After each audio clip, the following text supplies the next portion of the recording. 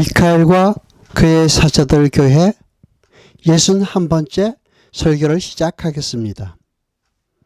요한복음 13장 1절로 11절까지 보겠습니다. 6월절 전에 예수께서 자기가 세상을 떠나 아버지께로 돌아가실 때가 이른 줄을 아시고 세상에 있는 자기 사람들을 사랑하시되 끝까지 사랑하시니라.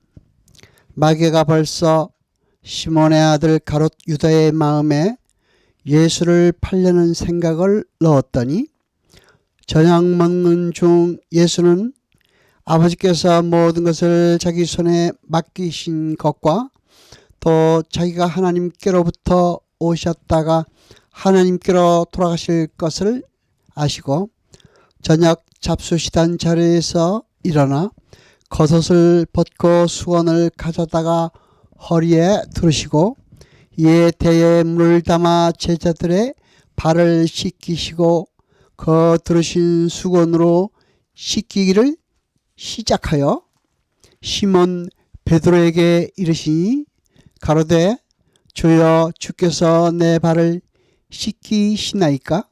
예수께서 대답하여 가라사대 나야 하는 것을 내가 이제는 알지 못하나 이후에는 알리라.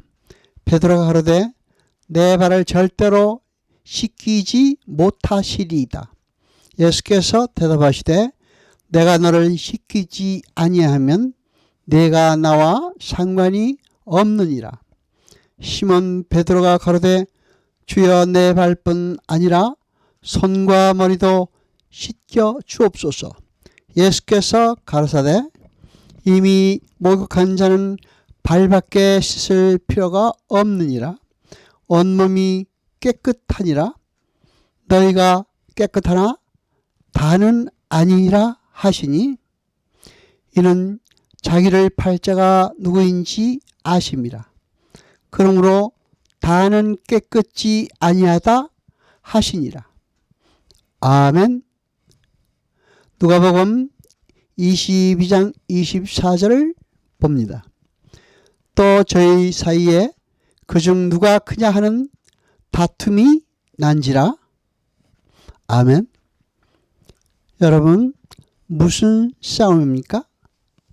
내가 높으냐 네가 높으냐의 싸움이었습니다. 그러한 싸움의 와중에 예수께서 손수 종의 모습이 되셔서 그들의 발을 씻기셨던 것입니다. 요한복음 13장 1절을 봅니다. 6월절 전에 예수께서 자기가 세상을 떠나 아버지께로 돌아가실 때가 이른 줄 아시고 세상에 있는 자기 사람들을 사랑하시되 끝까지 사랑하시니라. 아멘. 여러분, 누구를 사랑하셨다고 합니까? 세상에 있는 자기 사람들입니다. 그 말을 직역하면 세상 안에 들어있는 자기의 소유입니다. 그러니까 이 한 절만 보더라도 모든 세상과 악한 천사들까지도 구원받게 된다고 주장하는 보편 구원론자들의 주장은 얼토당토 않는 주장임을 알 수가 있습니다. 예수님은 이 세상 중에 있는 자기 소유의 백성만을 끝까지 사랑하십니다. 누가복음 12장 35절로 37절까지 봅니다. 허리에 띠를 띠고 등불을 켜고 서 있으라. 너희는 마치 그 주인이 혼인집에서 돌아와 문을 두드리면 곧 열어주려고 기다리는 사람과 같이 되라. 주인이 와서 깨어있는 것을 보면 그 종들은 복이 있으리로다. 내가 진실로 너에게 이르노니 주인이 띠를 띠고 그 종들을 자리에 앉히고 나와 수정하리라. 아멘. 그런데 보다시피 주인이 종들을 수종하기 위해서는 조건이 있습니다. 종들이 먼저 허리에 띠를 띠고 등불을 켜고 주인을 맞을 준비를 하고 있어야 하는 것입니다. 여러분, 그러나 우리는 스스로의 의지를 발동하여 띠를 띤 종의 삶을 산다거나 등불을 켜고 주인을 기다리는 그런 기특한 일을 할 수 없는 존재들인 것입니다. 그래서 주님은 먼저 우리에게 찾아오셔서 종이 되시고 그러한 섬김의 십자가로 우리를 구원해 내신 것입니다.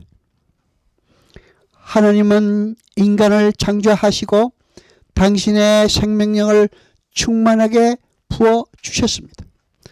그래서 인간은 하나님 버금가는 능력과 지혜를 소유하게 되었습니다. 하나님은 인간에게 모든 피조물들을 정복하고 다스릴 수 있는 힘을 주셨던 것입니다. 하나님은 그런 엄청난 능력을 소유한 인간들이 자기들의 자리에서 이탈하여 하나님의 자리를 넘보지 못하게 하기 위해서 선악과라는 장치를 마련해 놓으셨습니다.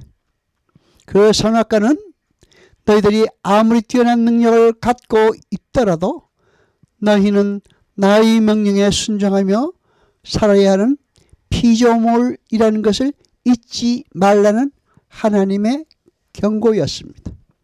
그런데 인간들이 그 힘을 가지고 자기의 자리를 이탈하여 하나님의 자리로 치고 들어왔습니다. 그렇게 피조물이 원래 있어야 할 자리를 이탈하여 신의 영역으로 침범해 들어온 상태를 헬라어로 휘브리스, 교만이라고 부릅니다. 그렇게 인간들은 교만에 의해 종의 자리에서 왕의 자리로 자리를 바꿔 앉은 것입니다. 그것이 죄인들의 모습입니다. 그래서 하나님은 당신의 아들을 보내셔서 그들 중에서 창세전에 택한 백성들을 다시 당신의 명령에 순종하는 하나님 백성의 자리로 불러내시는 것이 구원입니다. 그러니까 구원은 백성의 자리에서 왕의 자리로 바꿔 앉은 가련한 죄인들을 다시 종의 자리로 끌어내려 하나님께 복종하는 자로 만들어내는 것을 말합니다. 그래서 창세기에서부터 요한계시록에 이르기까지 선포되는 하나님의 언약이 한마디로 요약하면 나는 너의 하나님이 되고 너는 나의 백성이 되리라 입니다. 따라서 이 역사의 결론은 하나님이 타락한 당신의 택한 백성들을 구원해내셔서 다시 하나님의 백성의 자리에 앉히시고 당신이 그들을 다스리는 왕으로 복귀하는 것으로 끝나게 되는 것입니다. 계시록 21장 3절로 4절까지 봅니다. 내가 더니 보좌에서 큰 음성이 나서 가로되 보라 하나님의 장막이 사람들과 함께 있음에 하나님이 저희와 함께 거하시리니 너희는 하나님의 백성이 되고 하나님이 친히 저희와 함께 계셔서 모든 눈물을 그 눈에서 씻기심에 다시 사망이 없고 애통하는 것이나 곡하는 것이나 아픈 것이 다시 있지 아니하리니 처음 것들이 다 지나갔음이라 하더라. 아멘. 인간들이 하나님 자리를 차고 앉아 자신들의 안전과 행복을 책임지겠다고 나선 후 그들의 삶의 열매를 맺히는 것은 눈물, 사망, 애통, 곡, 아픔 뿐이었습니다. 하나님은 그러한 사망과 사망의 증상으로부터 구원해내시기 위해 당신의 아들을 보내셔서 그들을 다시 당신의 백성의 본 자리로 불러내시는 것입니다. 그것이 역사의 결론입니다. 따라서 성도가 이 땅에서 해야 할 유일한 일은 이 세상의 주인의 자리에서 내려와서 하나님의 말씀에 온전히 순종하는 하나님 백성의 자리로 옮겨 앉는 것입니다. 그런데 그 일을 예수님께서 오주 완성해서 선물로 주시겠다는 것입니다. 그래서 주인이 먼저 띠를 띠고 종이 되어 섬기는 모습으로 등장합니다. 빌립보서 2장 5절로 8절까지 보겠습니다. 너희 안에 이 마음을 품으라.